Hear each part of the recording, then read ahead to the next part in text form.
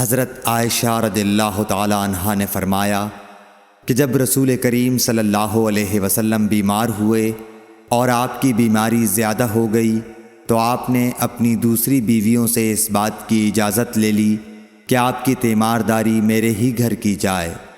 انہوں نے آپ کو اجازت دے دی۔ ایک روز رسول کریم صلی اللہ علیہ وسلم دو آدمیوں کے درمیان سہارا لے کر گھر سے نکلے۔ آپ کے پاؤں کمزوری کی وجہ سے زمین پر گھسٹتے جاتے تھے۔ حضرت عباس رضی اللہ تعالی عنہ اور ایک آدمی کے درمیان آپ باہر نکلے تھے۔ عبید اللہ راوی حدیث کہتے ہیں کہ میں نے یہ حدیث عبداللہ بن عباس رضی اللہ تعالی عنہ کو سنائی تو وہ بولے، تم جانتے ہو دوسرا آدمی کون تھا؟ میں نے عرض کیا کہ نہیں۔ کہنے لگے وہ علی رضی اللہ تعالی عنہ تھے۔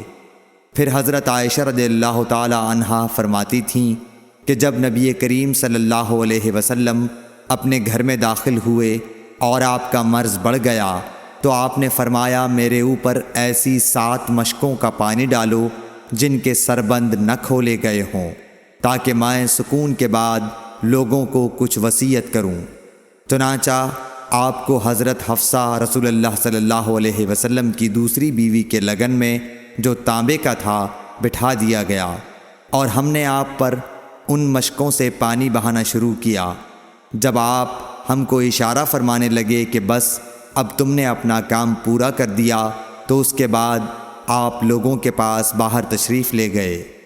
صحیح بخاری حدیث نمبر 198۔